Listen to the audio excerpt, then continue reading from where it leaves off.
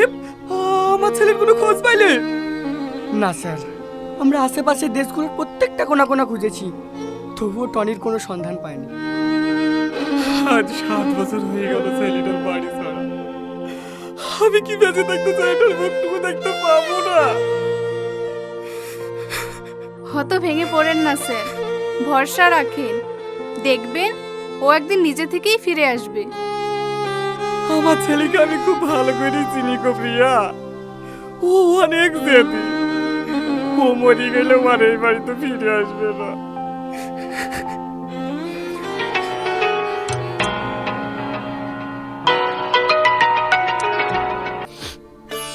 হ্যাঁ বলেন sir, Tony খোঁজ পাওয়া গেছে, ও এক্ষুনি আমাকে ফোন করেছে। টনির খোঁজ পাওয়া গেছে? ও বলেছে ও এখন কোথায় আছে? না স্যার, তারপর থেকে আর ওকে ফোনে পাওয়া যায়নি, ও ফোন সুইচ অফ করে দিয়েছে। তবে চিন্তার কিছু নেই, ওর ফোনের লাস্ট লোকেশন আমরা পেয়ে গেছি। আপনি তাড়াতাড়ি চলে আসুন। হ্যাঁ, আমি এক্ষুনি আসছি। আরে তাড়াতাড়ি গাড়ি বের কর।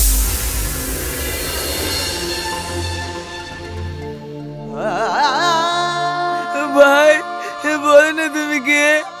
তোমার এক ফোনে এত বড় অনেক করে পরেও আমাকে চাইতে চলে গেল। বলো না বাপ, বলো না তুমি কে? ওগো, সত্যি করে বলো না তুমি কে? আমি আমি কোনো সাধারণ ঘরের ছেলে না। তোমার মনে আছে যেদিন আমাদের প্রথম দেখা হয়? সত্যি রে, তোদের গ্রামটা অনেক সুন্দর। এই, ওখানে তো মানুষজনের ভিড়, কি হয়েছে রে? ও ভাই, দাঁড়াও দাঁড়াও দাঁড়াও, আমার ছেলেটাকে একটা গাড়িতে ধাক্কা মেরে চলে গেছে, একটু হাসপাতালে পৌঁছে দাও না। হ্যাঁ অবশ্যই। তোকে হাজারবার করে বলি, স্কুলে গেলে একটা রাস্তাঘাট দেখে শুনে পার হবে, দেখে শুনে পার হবে। কোন আমার সেই বাচ্চা আমার ছেলেটাকে ধাক্কা মেরে চলে গেল রে।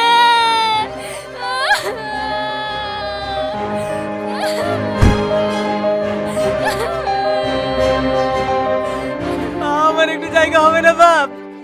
হ্যাঁ হ্যাঁ, হবে না কেনে, আপনি সামনে বসেন। তুমি কিসে যাবা? ও কোনো সমস্যা নাই, তোদেরকে হাসপাতাল পৌঁছে দিয়ে আয়, আমি এখানে দাঁড়াছি। যা যা, লেট করিস নি, তাড়াতাড়ি যা।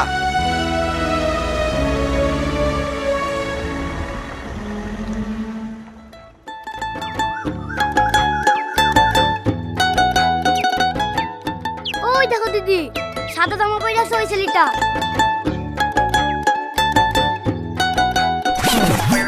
আমাকে চিঠি দিও না, প্রেম করবি? চা, আগে বি করব, তারপরে প্রেম করব। আরে আরে ছাড়েন, আপনি কাকে কি বলছেন? বেশ, বি করার কথা শুনে হাওয়া নেমে গেল। দিদি, এই তুই চুপ কর তো। এই, কি লিখেছি? তুমি আমার জান, তুমি আমার তোতা পাখি। তুমি যদি আমার হও, তোমাকে আমি রানী করে রাখবো। এই, কোন দেশের রাজা তুই? রানী করে রাখবে? আবার কি লিখেছি? তুমি যদি চাও, আকাশের চাঁদকেও পেরিয়ে এনে দিতে পারি। এই, চাঁদ তোর বাপের? দিদি, এই তুই চুপ কর তো। বাবা, I love you, I love you, I love you. তোমাকে আমি অনেক ভালোবাসি। বিশ্বাস না হলে বুক চিরে দেখো, এই হৃদয়ে শুধু তোমারই নাম লেখা। আমার বিশ্বাস হচ্ছে না, দেখা। কি হলো? দেখো, দাঁড়া আমি দেখছি।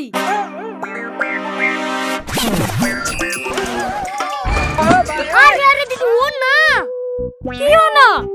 আরে ও চিঠি দেয়নি, ওই তো ওদের দিদি পালাচ্ছে। কি হলো?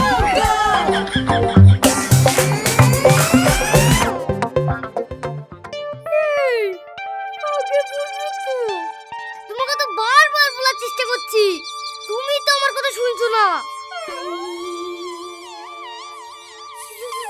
সরি।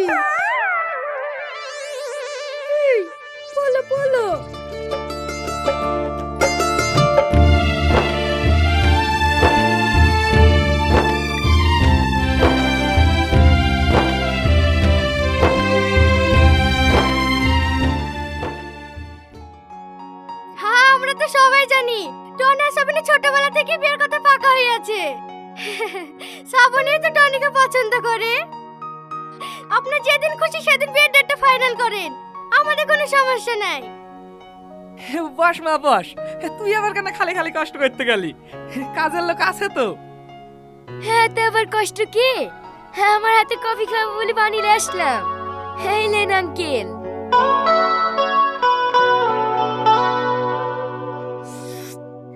বাহ, খুব সুন্দর। তাহলে ভাই, সামনের মাসের 1 তারিখে টনির সাথে সামনের বিয়ের ডেটটা ফাইনাল করো। আমার আর এত বড় বাড়িতে একা একা থাকতে ভালো লাগছে না। মাঝে মাঝে বৌমারা তো কফি তো খাওয়া হবে। কি রে মা, এই বুড়োটাকে কফি করে খাওয়াবি না? আঙ্কেল লজ্জা পেয়েছে। সবই ঠিক আছে, টনি এখন বড় হয়েছে, ওর তো একটা মতামত আছে। এখন যদি ও না মানবে না মানে, সেই শিক্ষা আমার ছেলেকে দিইনি। আমি যেটা বলবো সেটাই ওকে করতে হবে। আমার কথাই শেষ কথা। এই তো টনি চলে এসেছে। ভালো আছো বাপ? হ্যাঁ আন্টি, ভালো আছি। আপনারা কখন আসলেন? এই ঘন্টাখানেক হইলো আসা। টনি, অফিসের কাজগুলো সব আরিফকে বুঝিয়ে দিস। সামনের মাসের 1 তারিখে শ্রাবণীর সঙ্গে তোর বিয়ে।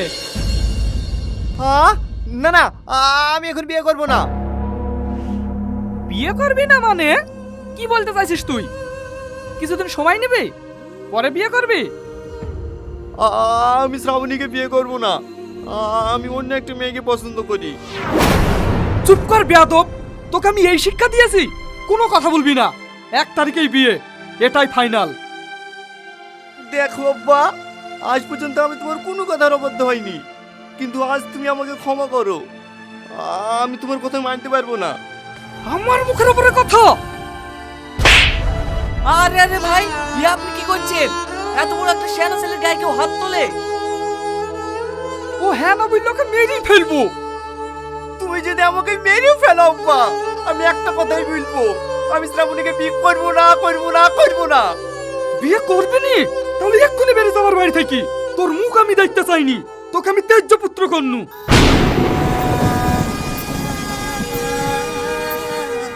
আব্বা, আমি তো রাখবো না।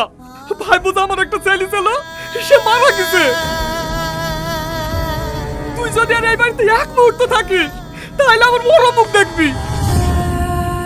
ঠিক আছে আব্বা, আমি এক্ষুনি চলে যাচ্ছি। আমি আর এই বাড়িতে কোনোদিন বিয়ে আইব না। ভালো থেকো আব্বা।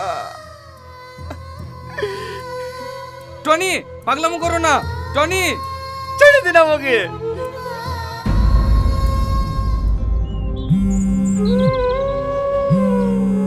আঙ্কেল ফোন করছে। বলে দে আমি তোর কাছে নেই।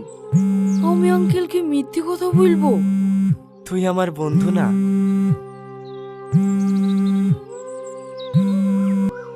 Hello uncle. টনি তোমার কাছে আছে বাপ? না আঙ্কেল, টনি তো আমার কাছে নাই। তুমি জানো ও কোথায় গিয়েছে? না আঙ্কেল, খোঁজ পেলে আপনাকে জানাবো। চলো আমার রুমে চলো। না, যাব না। ওরা খুঁজতে খুঁজতে ওখানেও চলে আসতে পারে। তাহলে তুমি যাবা কোথায়? তোদের গ্রামে থাকা মতো আমাকে একটু জায়গা করে দিবি? তুমি কি সত্যি সত্যি আর কোনোদিন বাড়ি ফিরে যাবো না? না। তারপরে এই গ্রামে আসা, সালমাকে বিয়ে করে সাধারণ জীবনযাপন করা। আসলে আমি এমপি রাশিদ সাহেবের একমাত্র সন্তান।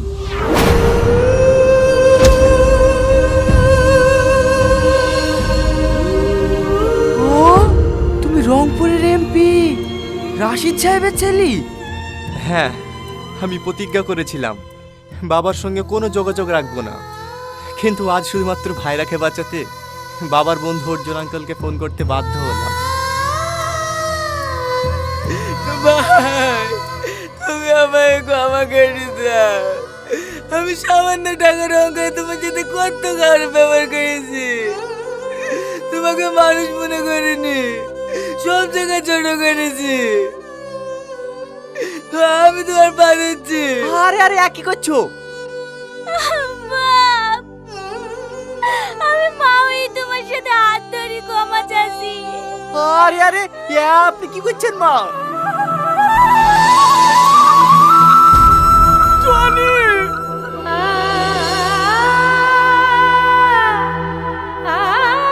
আয় বাবা তুই বুকে আয়। আব্বা কাঁদো না আব্বা, কাঁদো না, শান্ত হও। আমার বলেছে তোকে বাঁকা, তুই বাড়ি যা মধু, বাড়ি যা। আমি আর এখন একা নাই আব্বা।